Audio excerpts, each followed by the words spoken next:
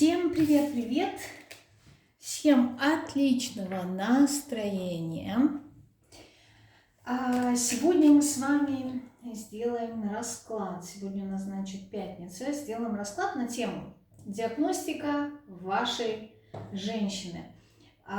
Этот расклад для тех, у кого есть мой дневник раскладов, стоит под номером 119, если вдруг вы сами себе хотите сделать его. Вот, если вы не делаете расклады, но у вас есть дневник, мой дневник раскладов, то вы можете поразмышлять на тему вопросов, которые будут в раскладе. То есть вы можете использовать его для, так скажем, психологической практики, да, для созидания, когда самостоятельно задаете вопросы из раскладов себе и с ручкой бумажкой выписываете ответы. Это тоже такая полезная практика. Этот расклад я делаю, если не ошибаюсь, он был в акции, по-моему, на 8 марта. Вот, те, кто приходили, если вдруг вам покажется знакомо, это вот как раз-таки тот самый расклад. Кому я его делала, да, кто пришел на акцию, вы можете сейчас сопоставить, допустим, да, что было сказано вам тогда индивидуально и сейчас в общем раскладе. Так, ну, давайте мы с вами приступим. Итак, первый вопрос. Значит, расклад будет без вариантов, да, на одну позицию. У нас будет 7 вопросов, и мы с вами немножечко покопаемся. Итак, первый вопрос. Находитесь ли вы в балансе со своей природой? У каждого она своя. Семерка. Сейчас я посмотрю, как выкладывать. Так. Семерка кубков. Находитесь ли вы со своей природой в балансе? Не могу сказать «да», но и одновременно сказать «нет» тоже не могу. А меня смущает эта семерка, смущает это...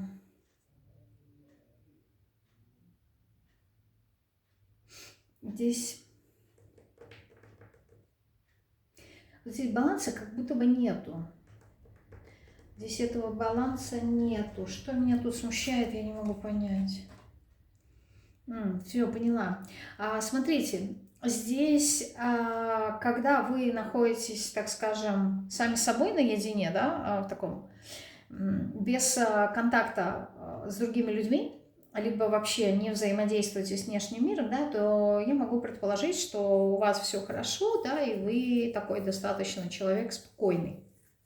Но как только есть какие-то внешние силы, хочется сказать, некие такие провокации, да, с внешнего мира, вмешательства извне, вы этот баланс теряете.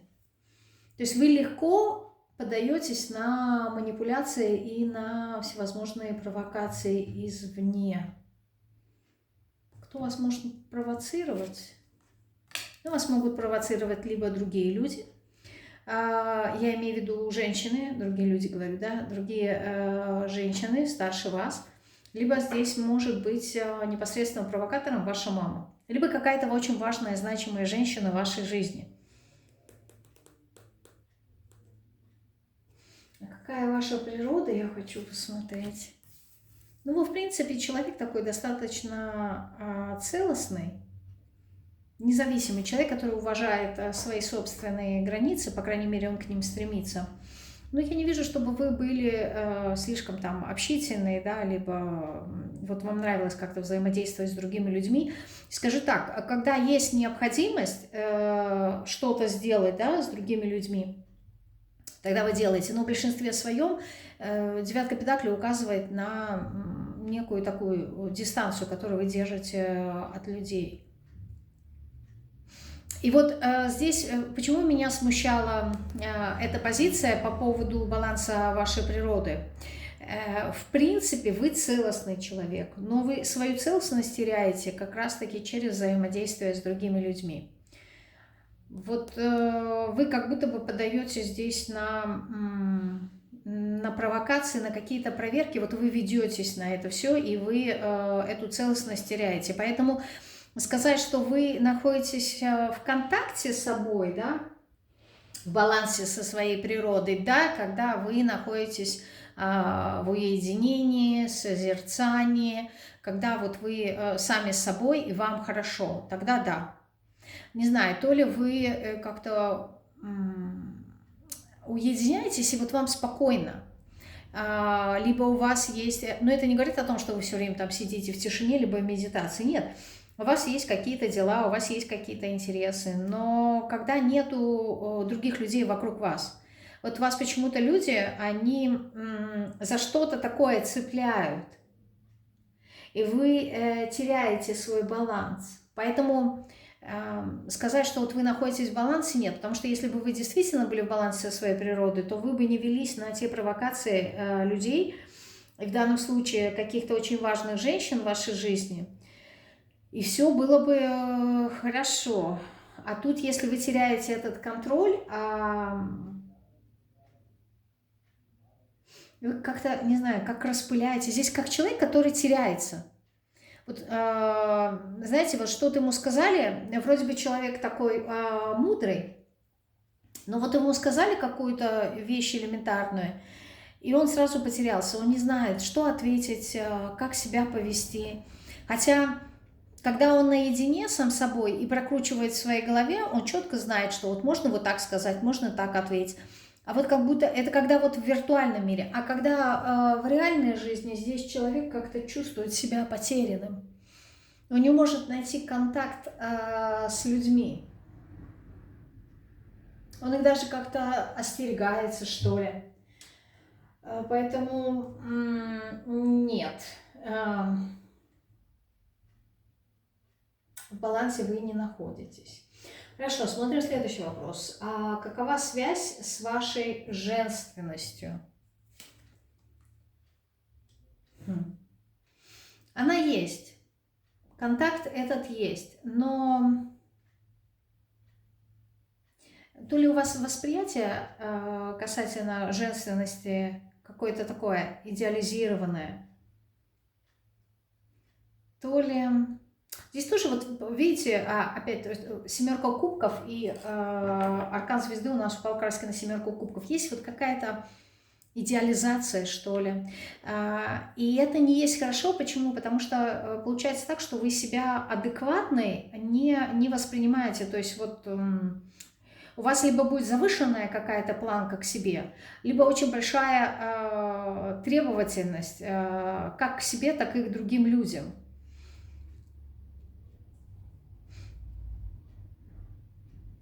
Вот у меня такое ощущение, что у вас очень много, можно было сказать, какой-то вот духовности, но здесь духовность, она именно в контексте восприятия мира. Вот вы не воспринимаете мир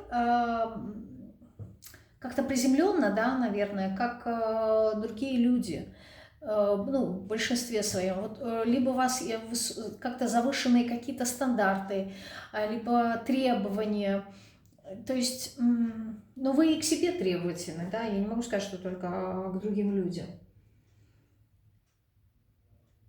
То есть, если мы говорим, какая связь у вас с вашей женственностью, она присутствует, но вы как будто бы требуете, что вот женщина должна быть как-то идеально, что ли. Ну, нету вот какой-то прагматичности. То есть, слишком что-то в небесах парите. Связь с вашей женственностью.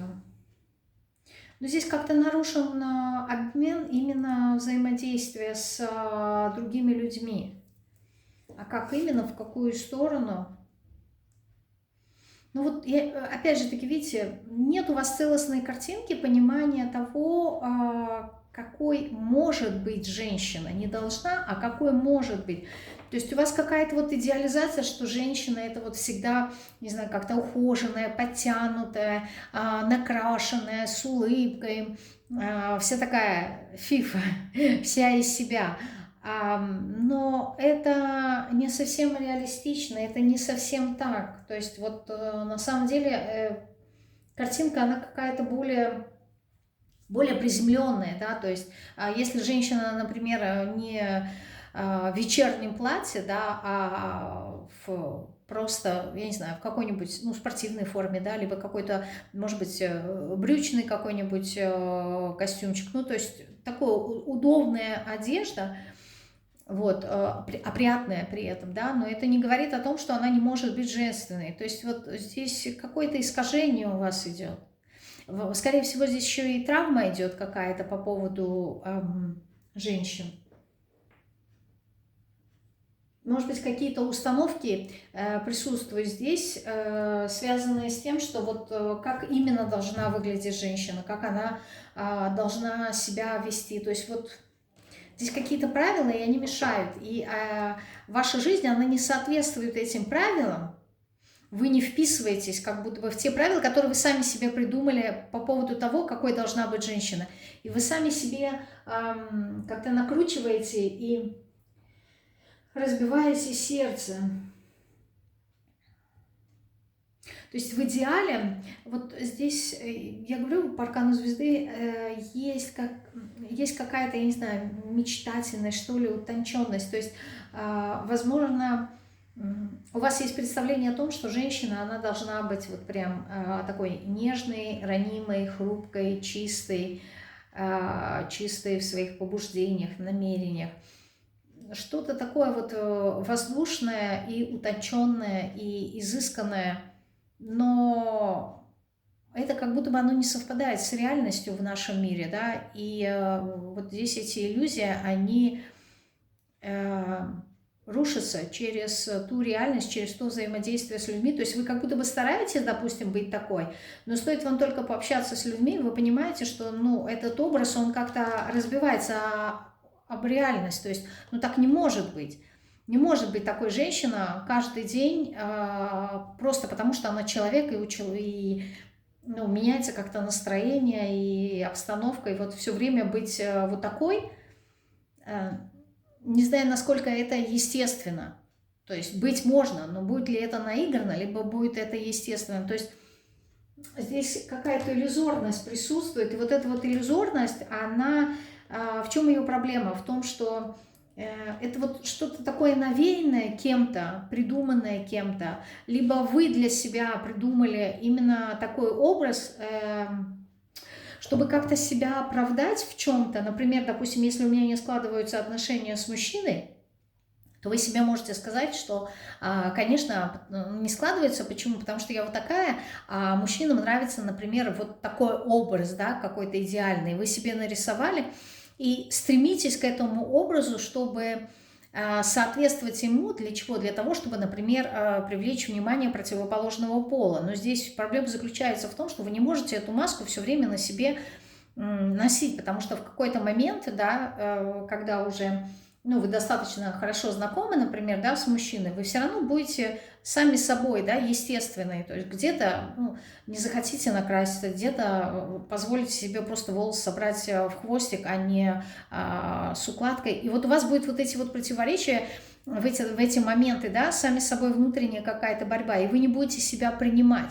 И вот эту вот энергию вы будете транслировать вовне, и будут какие-то ссоры, скандалы, которые, по сути, по идее программы, должны будут подтвердить тот вариант, что вот когда вы такая, да, когда вы естественная, это как будто бы не нравится мужчинам. Но на самом деле здесь немножко в другом суть вещей идет.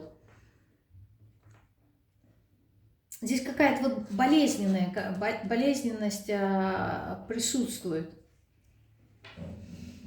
Так, хорошо, какая связь у вас с вашей чувствительностью? Ну и, опять же таки, да, чувствительность, она важна не только в отношениях, да, с противоположным полом, либо с тем же самым, а чувствительность в контексте восприятия мира, да, через ощущения. Вот здесь вот очень много страхов, и опять-таки, да, тоже какая-то вот накрученность. Возможно, даже и чувство вины за то, что, не знаю, может быть, вам нравится чувствительность, и вы притягиваете к себе мужчин таких более закрытых, что ли, менее эмоциональных, вот вам хотелось бы вот этих прикосновений, да, нежности, ласк, тактильного какого-то контакта, то есть объятий, да, обнимашек всевозможных. а вы не получаете. И здесь может быть чувство вины в плане того, что я хочу, и я должна, ну, то есть, а мужчина мне это не дает. Значит, я должна сама это просить, а просить вот как будто бы, ну, не совсем правильно, что ли.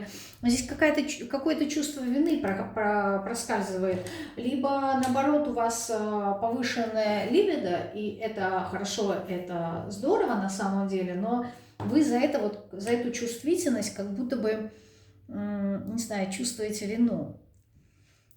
Как-то вот себя тоже осуждаете, что, ну, вот с таким темпераментом это не совсем правильно, что ли.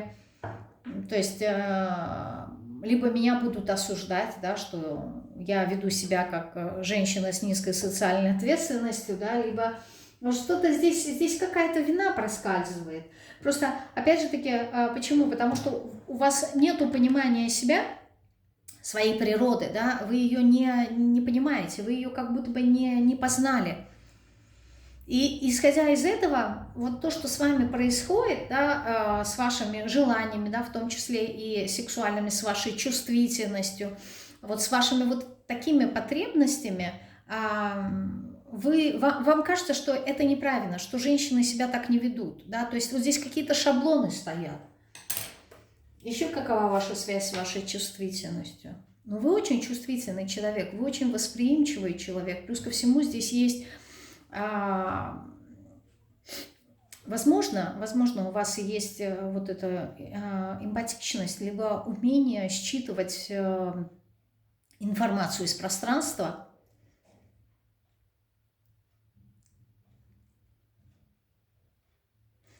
Вот связь есть, я ее чувствую здесь. Не могу сказать, насколько она плотная, либо она тонкая, но то, что она есть, она есть.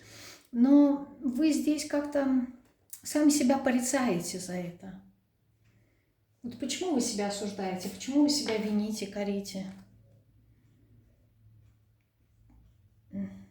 Не знаю, потому что, ну, здесь идет как-то...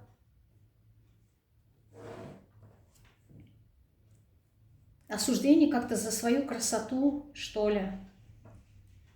Либо наоборот, за свою некрасоту. То есть здесь полярность может быть, да, то есть если вы считаете себя красивой, в том числе и люди вокруг вас, да, то вы себя как будто бы наказываете за эту красоту, что я не могу быть красивой на фоне других, потому что там тоже что-то из детства идут какие-то убеждения.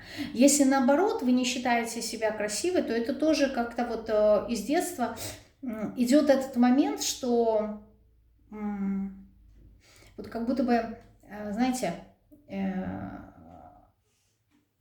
какая-то женщина вам говорит, что вот типа ты страшная, да кто на тебя такое посмотрит, и у тебя, ну, не будет личной жизни. То есть какая-то установка здесь идет. А прикол жизни заключается в том, что именно на вас как будто бы засматриваются мужчины, и вы чувствуете стыд, что да нет, такого не может быть, они просто хотят посмеяться, да, надо мной, либо еще что-то. И вы сами как будто бы вот отталкиваете мужчин от себя. Здесь точно надо пересмотреть. Здесь программа есть. Неважно, в какую вы сторону полярности идете, в плюс либо в минус. Но здесь вот с чувствительностью тоже какие-то вопросы есть. Вы как будто бы не позволяете себе наслаждаться, понимаете? Радость, то есть желание есть, потребность есть, но вы как-то боитесь ее проявить, что ли. Потому что, с одной стороны, есть какие-то стандарты красоты именно в вашей голове, ту программу, которую вам заложили. А с другой стороны, есть еще и вот какой-то стыд, да, то есть, не знаю, вас стыдят. Вот что-то такое идет, я не могу здесь объяснить, почему. Хорошо, следующий вопрос. Насколько вы умеете наслаждаться и получать удовольствие от жизни? Вообще вот вопрос наслаждения, хотя мы уже посмотрели, да, здесь вот эти вот арканы. Но все равно давайте посмотрим, насколько вы умеете наслаждаться. Нет, не умеете. Вы наслаждаться, а получать удовольствие от жизни и получать не можете. Вот я говорю, здесь какая-то программа есть. Здесь вообще по-хорошему нужно будет просто сесть и с собой разобраться, потому что все начинается с того, что вы не принимаете как-то свою природу. То ли вы ее стесняетесь, то ли вы от нее как-то отказываетесь. Здесь у человека какое-то искажение идет. Именно в контексте женственности. Вот что такое женственность, да? Но она формируется на основе, опять же таки, воспитания и социальной среды. И вот у вас эти установки, они искаженные, поэтому вам нужно найти свою программу, создать себе самостоятельно свою программу. То есть, что значит для меня женщина? Почему? Потому что на вопрос, умеете ли вы наслаждаться, 4 мечей говорит о том, что нет. То есть, вот если вам кто-то что-то даст, здесь пассивность идет, понимаете? То есть, опять-таки, я просто представила, что если, допустим, кто-то подарит вам какое-то наслаждение, да, там, я не знаю, подарки, например, либо умеете ли вы наслаждаться как-то вот, расслабляться, да, ездить куда-нибудь на отдых, и вот именно наслаждаться, без каких-либо мыслей, без каких-либо тревог, беспокойств. И вот здесь такого нету, здесь есть тот момент, что вот присутствует какая-то пассивность, да, в контексте принятия, то есть вот если со мной что-то случится, да, то есть внешняя какая-то сила, если вдруг что-то даст, то тогда, возможно, я и приму. Но самостоятельно создавать для себя вот какое-то наслаждение, удовольствие, куда-то себя сводить, как-то себя порадовать, получить, не знаю, какое-то наслаждение. Здесь в этом заключается как раз-таки и урок. Вы и от жизни не можете получить удовольствие. Почему? Потому что 5 педаклей говорит о том, что здесь присутствует какой-то дефицит, причем дефицит именно в материи. То есть, возможно, вопрос удовольствия, они как-то связаны с финансами, да, то есть здесь какая-то привязка есть. Вы себя все время как-то ограничиваете, что ли, либо лишаете именно вот этого удовольствия. То есть вот так вот просто взять, расслабиться, не знаю, элементарно ничего не делать, да, просто куда-нибудь сходить и посидеть, подышать свежим воздухом, посмотреть на солнышко, да. Вот как-то, не знаю, может быть, радости в мелочах, выпить чашку кофе. Вот здесь такого нету.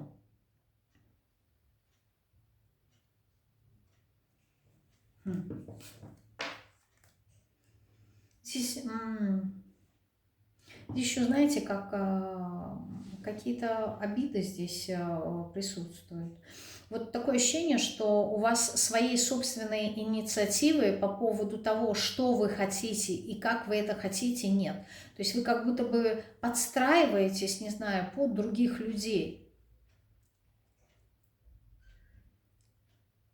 Как будто бы собственного здесь мнения нет. А у вас есть желание, вот собственное желание, насколько хорошо вы их понимаете? Нет, видите? Ну, то есть вы все время как-то себя ограничиваете в чем-то и лишаете. Поэтому здесь и выпала вот эта вот 4 мечей, 5 педаклей, говорящая о том, что, не знаю, когда кто-то вам что-то подарит, какое-то удовольствие, то, возможно, вы примете, но сами как-то себя радовать, баловать, да, что-то себе давать здесь нет. Здесь есть какие-то ограничения. Ограничений и лишений. Вообще здесь очень много таких лишений, то есть какие-то рамки присутствуют здесь. Умеете ли вы притягивать желаемое в свою жизнь, то, что вы хотите? Так, давайте я уберу. Помещается, помещается. Умеете ли вы притягивать? Да нет, по 10 мечей. Нет, здесь как будто бы, знаете, как спонтанно все происходит. Сказать, что вы что-то притягиваете в свою жизнь, ну, то есть умеете управлять, да, оно и не будет. Когда у вас нет соединения со своей природой, то есть если вы не понимаете свою собственную суть, именно женскую суть, то и вы не умеете наслаждаться, то вы не сможете и притянуть. Потому что все, что мы притягиваем в свою жизнь, мы притягиваем на состояние удовольствия и благодарности. А здесь этого удовольствия нету. Если вдруг что-то и притягивается, то это происходит, не знаю, как-то внезапно, случайно. Здесь сразу подсказка есть, что когда вот вы расслаблены, да, когда у вас нету каких-то ожиданий, то вот в эти моменты велика вероятность, что вы можете притянуть, когда нету ожиданий, да, вы можете что-то притянуть. Либо вот что-то незапланированное, да, что-то непредсказуемое, такое может быть. А вот чтобы осознанное, то, что я хотела по собственному желанию, я не вижу здесь такое. Умеете ли вы пользоваться тем, что вы притянули? То есть осознанно нет, вы не притягиваете. А вот если вдруг что-то случайно притянули, умеете ли вы пользоваться этим? Ну, про пользоваться я сказать ничего не могу, но про то, что вы будете благодарны, это да. Про то, что вы обрадуетесь, да. Но опять же таки, будете ли вы пользоваться? Не знаю, вы поведете себя как ребенок. Вот когда в какой-то момент ребенок может отказаться, а в какой-то момент примет. То есть здесь какая-то вот непредсказуемость присутствует. То есть то, как вы притягиваете желание, так вы ими и пользуетесь. Да? Внезапно что-то появилось, ну и внезапно вы можете это либо принять, либо не принять. Здесь такое ощущение, что юная женщина, ну, юная дева, она как будто бы еще не превратилась осознанно в зрелую женщину. В зрелую не в контексте возраста, а в контексте понимания мироустройства. То есть не созрели, здесь вот как-то застряли в каком-то юном периоде, в юном возрасте. И вот как будто вот это вот созревание, знаете, как хорошего вина, оно не получается. Здесь этой зрелости нету. Чего боится ваша женщина? Вот чего она боится?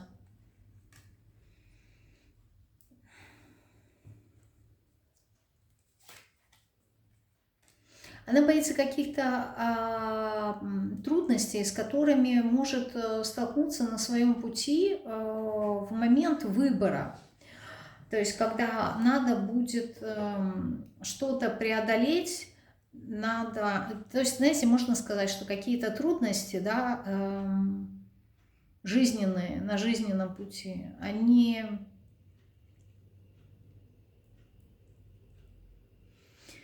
ее пугают. Видимо, их очень много было, да, почему? Потому что здесь вот эта вот дуальность, да, я не знаю, что выбрать. Я не знаю, что выбрать. Вот здесь такое ощущение, что все время выбираете как, не знаю, как работу, труд. То есть если, ну, опять же, да, непонимание своей природы и ощущение того, что из-за этого, да, что нужно много трудиться, нужно много вкалывать, нужно как-то вот, я не знаю, что-то вспахивать, преодолевать. То есть здесь какой-то путь больше мужской, нежели женский. И отсюда, когда встает какой-то выбор, да, вам сложно что-то выбирать именно как женщина, да, то есть в контексте того, что я нахожусь в пассивности, и со мной, допустим, что-то происходит, и я говорю, это да, это нет. То есть выбор как будто за вами. Вот вы этого выбора боитесь. Потому что если что-то нужно выбирать, вы всегда выбираете там, где трудно, там, где сложно. Еще чего боится ваша женщина? Каких-то новых начинаний и совместного труда, боится реализации каких-то своих идей. Вот смотрите, здесь вот эти три аркана, да, они в принципе связаны больше с социальной реализацией себя, то есть проявление себя в социуме. Ваша женщина хотела бы, для нее было бы идеально, если и комфортно, если бы она была как-то, вот знаете, защищенная в своем внутреннем круге, то есть не во внешнем, а внутреннем, то есть в идеале, если бы она сидела дома. Но это не значит, что вот так закрыться, да, в четырех стенах и быть домохозяйкой. Нет. Просто вот все, что связано с внешним миром, здесь есть какие-то трудности, да, то есть внешний мир – это социальный мир, это мир мужчины, да, где он завоевывает, где он борется, где он отстаивает. а у вас это вызывает трудности. Я не говорю то, что вы не можете справиться с этим, либо вам это не подвластно, но это вызывает очень сильную тревогу и стресс. То есть для вас внешний мир – это стресс, что в принципе так оно и есть, да, то есть женщина создана для внутреннего мира больше, да, для созерцания, для поддержания того, что она имеет, а расширение – это больше мужские качества, да, когда мужчина завоевывает внешние миры, да, что-то там делает, активность. Плюс ко всему здесь работа, вот так как она идет, реализации каких-то, причем каждодневная работа, да, на постоянной основе, долгосрочная, да, здесь труд, где надо вкладываться. Вот эти вот мужские энергии, они для вас тяжелые. И поэтому вот когда вам надо выбрать что-то, пойти в новое, да, и вы сталкиваетесь с какими-то трудностями, вы начинаете метаться, что выбрать, да, как быть, остаться вот там, где я есть, либо пойти в новое, но вы понимаете, что вот это вот новое, оно как будто бы жесткое, оно не гармонично с вами, то есть вы это интуитивно как-то понимаете, но что поделать, да, хочется сказать. В нашем мире женщины работают, то есть хотелось бы хотя бы условия труда, если это наемная работа, чтобы они были немножко другими. Поэтому женщина здесь боится работать не самой работы боится, услышьте меня правильно, то есть не самой работы, не физической нагрузки, а именно вот этой вот среды мужской, жесткой, там, где есть конкуренция, там, где есть борьба, там, где есть вот какие-то правила, это вызывает у вас очень сильный стресс. Даже если вы, там, я не знаю, карьеристка, к примеру, да, и всего добиваетесь, все равно для вас это неестественная среда. Еще чего боится женщина?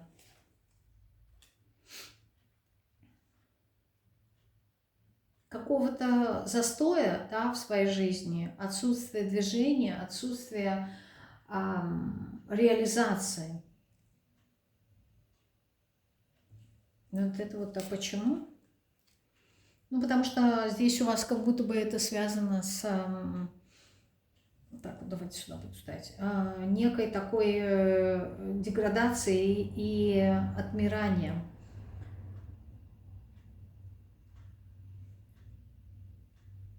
То есть вам кажется, что здесь, если, например, я не работаю, то со мной что-то будет не так. Вот я говорю, здесь какие-то установки идут с детства, что надо что-то обязательно достигать, надо к чему-то стремиться. Хорошо, чего желает тогда ваша женщина? То есть чего она в этом посмотрели? Чего же желает? А желает, вот, видите, десятку пентаклей. Для кого-то семья, но опять же таки семья в контексте опоры, основы, поддержки. А для кого-то желает деньги. Но опять же таки, для чего деньги надо? Потому что здесь вот дьявол, да, в зависимости от финансов, потому что деньги, они дают силу. То есть в данном случае женщине нужны деньги, да, потому что они ей открывают двери. Это вот как некий такой инструмент воздействия на кого-то, либо на что-то. То есть я сама чувствую себя незащищенной, нету такого человека, который бы за меня заступился, поэтому для меня деньги, причем большая сумма, это то, что мне открывает двери не как возможности, хотя такое тоже может быть, а как способ влияния, да, то есть я так чувствую себя безопасно. То есть если, например, у мужчины, к примеру, да, оружие является символом некой такой силы, то здесь для женщины деньги будут являться предметом силы. То есть у меня есть деньги, я могу купить, я могу, там, я не знаю, что-то сделать, там, допустим, живу одна, и мне надо забить гвозди, к примеру, да, то я за определенную плату, да, могу нанять себе мужчину на час, который вот сделает мне все вот эти вот мужские деньги, мужские дела, да, но при этом вот мне для этого нужны деньги. Ну, это пример, да, то есть у кого-то может быть другой, там что-то, когда у тебя есть деньги, да, ты как подушка безопасности, да, ты ощущаешь, что ты находишься в в силе в своей, да, то есть здесь какая-то сила и влияние, либо там, если есть деньги, у тебя будут какие-то контакты, да, и люди будут тебе помогать в обмен на деньги. То есть здесь деньги – это предмет силы для вас. Как-то так. Еще чего желает ваша женщина? Ну, безопасности здесь точно, здесь вопрос безопасности тоже присутствует. Еще чего она желает? Ну, на самом деле она хочет развития, она вот для вас развитие это смерти подобно, да, когда нету, наоборот, развития, когда есть застой. Желает какого-то развития. Вообще в идеале хотелось бы, да, это тоже семейная карта в некоторой степени традиционности, вот какого-то постоянства. То есть хотелось бы какого-то, возможно, отношения к себе морально-нравственного, да, то есть уважения как минимум. Вообще женщина здесь хочет познать какую-то истину. Да, здесь духовность присутствует, понимаете? Вот если бы не надо было себя как-то кормить, содержать, здесь как будто бы женщина, она полагается исключительно на себя. Даже если у вас есть там муж, даже если есть там, не знаю, отношения, родственники, кто вас может поддержать, все равно здесь женщина чувствует, что вот я у себя одна, и только я могу себе дать все то, что мне необходимо. Больше никто мне дать это не может, а если даст, то что-то попросит взамен, и я не хочу быть должной. Да? То есть вот эта вот независимость не в контексте нового веяния, да? Когда женщины хотят быть независимой, а здесь какая-то независимость, она вынужденная. Чего она желает? По аркану умеренности, спокойствия и, не знаю, такого размеренного ритма жизни, да, такого, который бы ей был комфортен, ей был бы удобен. Вообще хочется спокойствия на самом деле. Еще чего желает ваша женщина? Еще один дьявол. Сейчас, секунду. Какого-то разрушения, очищения, хочет принятия и единства самой собой. То есть вот здесь ваша женщина, она хочет измениться, она хочет познать свою природу и хочет быть, опять же таки, вот так, знаете, независимой, яркой. То есть здесь как получается, с одной стороны, мне хочется, чтобы был человек, который меня защищал, да, чувствовать вот это вот чувство безопасности, ей прям необходимо именно в данном случае. А с другой стороны, не хочется, чтобы ограничивали свободу, да, то есть давать отчет, куда я пошла, что я хочу, там, на что я что-то потратила, да, то есть чтобы вот было какое-то уважение, чтобы было на равных, но при этом, чтобы было вот чувство защищенности. Здесь что-то среднее между феминизмом и патриархатом. То есть, если бы это был, допустим, патриархат, то не совсем такой, знаете, жесткий. Я глава, я доминант, и ты мне подчиняешься. Но и с другой стороны, быть феминисткой, да, что вот это вот независимое, каждый платит за себя, здесь этого тоже не хочется. Что-то хочется такое, знаете, нравственное, но усредненное. И то, и другое. А что вот вы здесь разрушить хотите?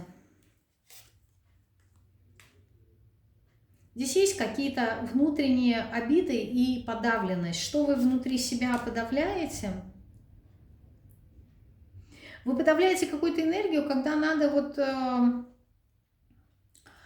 с чем-то сражаться, с чем-то бороться, что-то преодолевать, и вы этого не хотите, но вынуждены делать, и вот это подавляете. То есть хочется сказать, да не хочу я этим заниматься, но вы не можете это сказать, вы вынуждены. И вот это вот копится.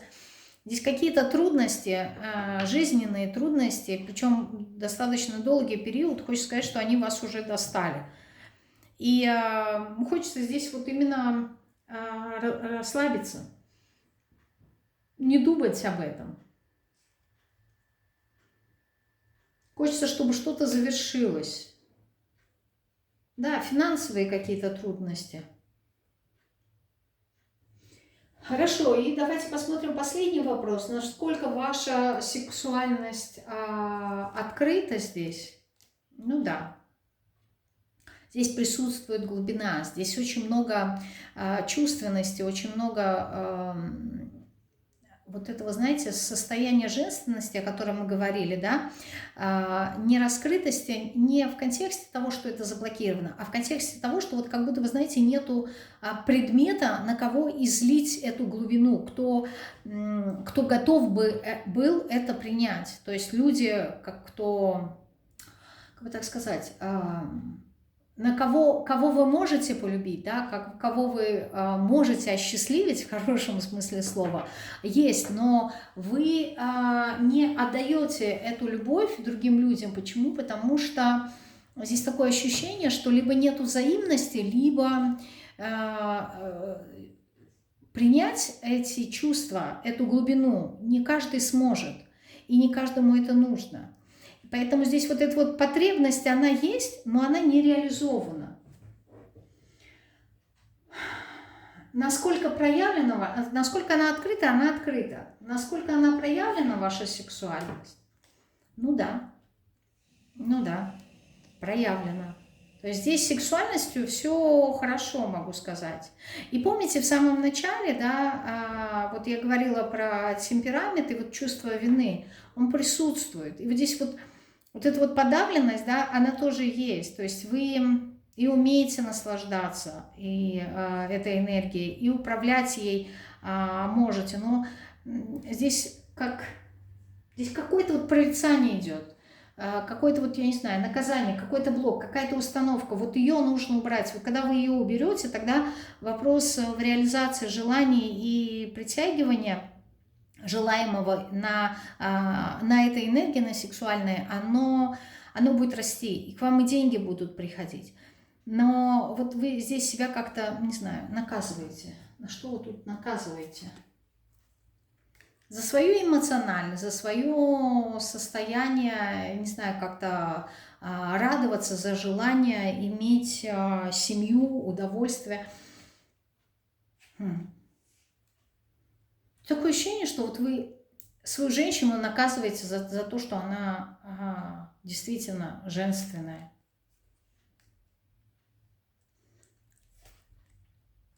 Вы разочарованы, что вы как-то не можете найти себя, не можете найти свой путь. Вы как будто бы оглядываетесь на прошлое и не можете сдвинуться с мертвой точки. Здесь много страхов, потому что есть установки. Я уже сказала, да, какие. Здесь нету понимания себя. И опять-таки, да, мы возвращаемся. То есть такое ощущение, что вот здесь хочется, как, не знаю, как совершить какой-то прорыв, да, вот докопаться до какой-то истины, и потом это как вулкан взорвется и польется вот эта лава, да, и такое ощущение, что вот вы как будто бы заживете. То есть вот этого вот прорыва пока не случается, потому что, не знаю, как в бутылке шампанской, да, вот вроде бы вытащили пробку эту наполовину, да, и нужно один раз только сболтнуть шампанское, чтобы под давлением эта пробка вылетела, и вот вы как будто бы не можете этого сделать. Не знаю, то ли нащупать не можете, увидеть не можете, что-то вы вот здесь делаете не до конца. То есть, если кто-то что-то работает, да, с тем, что я уже сказала, помните все же, да, что это общий расклад, он не может всем подойти одинаково. Может быть, какие-то моменты проходят, то есть весь расклад не может подойти. Вот все равно, вот если вы работаете, да, как будто вот что-то не доделываете, вот прям как, не знаю, как часы механические, да, в полоборота, вот как-то не докручиваете. Что-то здесь, чего-то здесь не хватает. Чего тут не хватает? Ну вот аркан смерти, да, полного отказа от чего-то, для того, чтобы произошел процесс перерождения. От чего вам нужно отказаться? А вам нужно сделать выбор. Вам нужно сделать выбор на самом деле, да, что вы хотите, потому что здесь очень много сомнений. От сомнений каких-то нужно отказываться. Вот я сказала, от установок. Угу. Здесь как будто бы подсказка свыше, либо какие-то знаки необходимы. Здесь внутренний процесс перерождения нужен, но он приходит через осознание, через погружение в себя и анализ, через то, чтобы пересмотреть. То есть вам нужно сесть действительно и пересмотреть те вопросы, которые я сегодня озвучила, самостоятельно себе позадавать и услышать то, что вам внутренний ваш голос скажет. Вот прям с ручкой и с бумажкой все, что я говорила, эти вопросы, задайте себе заново и поразмышляйте, прислушайтесь к тому, что вам скажет ваша природа, потому что у каждого будет свои ответы. У кого есть дневник раскладов, есть эти вопросы, позадавайте себе. Возможно, вы в момент, когда будете задавать себе вопросы, вот сегодня озвученные, да, в раскладе, у вас будут всплывать ассоциативно какие-то ситуации из вашей жизни. Вот все, что идет как воспоминание, всплывает в этот момент, вот это хорошо было бы проработать. То есть это то, что поднимается из глубин вашей души, да, вот эти вот слои. То есть то, что что-то вы здесь зацепите, и вот с этим нужно работать. То есть здесь очищать нужно, здесь нужно смотреть, какие установки стоят. Они какие-то, знаете, они уже шатковалки, да, то есть они уже раскачаны. Их нужно просто, не знаю, как-то снести. Их нужно зацепить, найти и вытащить. То есть они быстро смогут измениться. Надо вот просто осознание как-то по-другому посмотреть. Для этого вам нужно самостоятельно поработать, то есть поотвечать именно в тишине с ручкой и бумажкой. Почему с ручкой и бумажкой? Чтобы записывать. Вот когда вы записываете, у вас идут дополнительные процессы в голове. То есть одно дело, когда вы просто сидите, отвечаете себе вопросы, это быстрая скорость. А когда вы пишете, все равно задействована рука, материя. И она немножко замедляется. И вот процесс, когда вы пишете, к вам приходят новые какие-то идеи. Здесь очень много всего всплывет, знаете, как пласт за пластом, да. Вот нужно размотать этот клубок, чтобы увидеть, что не так. И почему? Потому что вот самое интересное, что вот эта вот сексуальная энергия, она у вас хорошо работает, она есть, и наслаждение у вас есть. То есть, в принципе, большую часть, да, вы уже сделали. Надо вот все остальное, как следствие, вот то, что я сказала, надо проработать. И задайтесь главным вопросом, что значит для вас женщина, какова ее природа. И вот подумайте, потому что там идеализация идет того, что значит для вас женщина. И подумайте, так ли это, либо это преувеличено, либо откуда вы впервые взяли вот эти идеи по поводу того, какой должна быть женщина. Может быть, в семье у вас кто-то говорил, либо тот человек, который на вас имел какое-то влияние, там, не знаю, ваш муж, например, да, первые отношения. Откуда вы переняли эти убеждения, что вот женщина, она вот такая должна быть? Потому что здесь какая-то несостыковка, вот именно то, кем вы являетесь по своей природе, и то, кем вы хотите стать. Вы как будто бы себя ломаете под какой-то образ. А нужно, наоборот, нужно образ сломать под себя и принять себя такой, какая вы есть здесь. Не ломать себя. Вот как-то так. Вот такой расклад у меня вышел. Хочу пожелать вам всем прекрасных, легких выходных. Всего вам самого наилучшего. До понедельника. Всем пока-пока.